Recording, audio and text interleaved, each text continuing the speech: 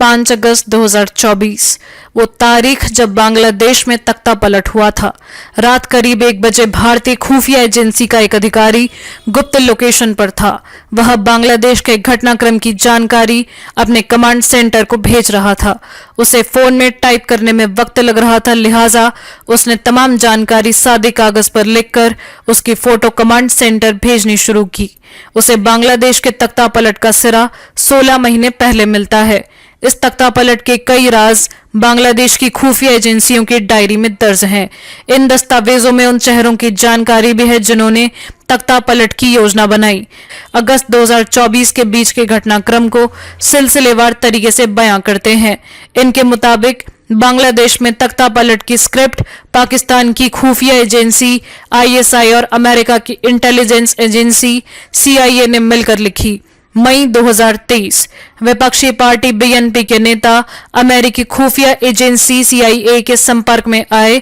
बांग्लादेश के चुनाव से पहले मई 2023 में अमेरिका के assistant secretary of state Donald लू और बांग्लादेश में अमेरिका के राजदूत पीटर हास एक लंच मीटिंग के लिए बांग्लादेशी राजदूत से मिले थे। मीटिंग के दौरान उन्होंने बांग्लादेशी राजदूत को चेताया था कि अगर वहां स्वतंत्र चुनाव नहीं होते हैं तो इसके लिए जिम्मेदार लोगों के अमेरिका वीजा पर पाबंदी लगाने की तैयारी की जा रही है। इधर शेख हसीना ने अपने चुनावी अभियान में उन पर अमेरिकी दबाव के बारे में इशारा किया था। खुफिया रिपोर्ट्स के मुताबिक बांग्लादेश की मुख्य विपक्षी पार्टी बांग्लादेश नेशनलिस्ट पार्टी यानी BNP के नेता CIA के संपर्क में थे। हसीना चुनाव कराने और जीतने में कामयाब रही तो तख्ता पलट पर तेजी से काम शुरू हुआ। अक्टूबर 2023 हसीना को भारतीय एजेंट बताकर उनके खिलाफ कैंपेन शुरू हुआ। अक्टूबर 2023 में बांग्लादेश में चुनाव के पहले से ही विपक्षी पार्टियां उन्हें भारतीय एजेंट बताती आई हैं। इस कैंपेन को 2 रंग दिए जा रहे थे। पहला, भारत ने बांग्लादेश को अपनी एक कॉलोनी या उपनिवेश बनाकर रखा है, और दूसरा, शेख हसीना भारतीय एजेंट है जिसने अपना तख्त बचाने के लिए देश भारत को बेच दिया है।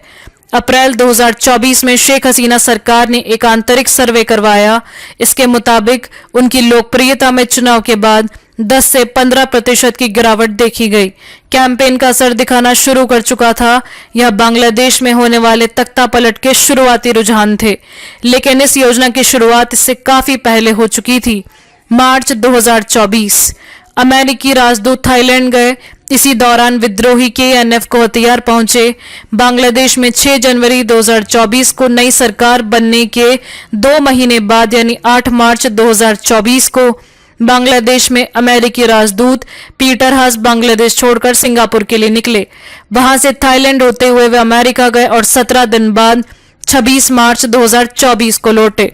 आधिकारिक तौर पर हास थाईलैंड में कुछ दिन छुट्टियां मनाने के बाद वॉशिंगटन गए थे, लेकिन इसी दौरान अमेरिका में 117 से 119 पन्नों की एक खुफिया रिपोर्ट पेश की गई। इसमें बांग्लादेश में चल रहे मानवाधिकार हनन और लोकतांत्रिक अधिकार हनन का ब्यौरा था। इस रिपोर्ट को अमेरिकी विदेश मंत्रालय और अमेरिकी कांग्रेस के सामने पेश किया जाना था। खुफिया रिपोर्ट्स के मुताबिक मार्च में ही आधुनिक हथियारों का एक शिपमेंट थाईलैंड से म्यांमार होते हुए बांग्लादेश के कुकी चिन नेशनल फ्रंट यानी KNF के विद्रोहियों के पास पहुंचा। यह संगठन चिटगांव हिल्स की पहाड़ियों में अपनी गतिविधियां चलाता है। KNF ने अप्रैल में आतंकवादी गतिविधियां शुरू कर दी।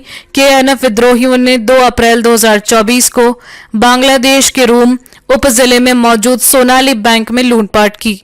इसके अगले दिन थानेची उप जिला में सोनाली बैंक और कृषि बैंक की ब्रांच को लूटने की कोशिश की और पुलिस से 15 हथियार छीन लिए।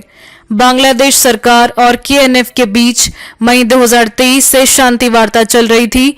मार्च 2024 में ही दूसरे दौर की वार्ता हुई थी। इसके कुछ दिन बाद ही KNF ने फिर बांग्लादेश सरकार के खिलाफ हथियार उठा लिए। सूत्रों के अनुसार पाकिस्तानी खुफिया एजेंसी ISI और अमेरिकी खुफिया एजेंसी CIA ने मिलकर तख्ता पलट प्लॉट का दूसरा पार्ट प्लान किया।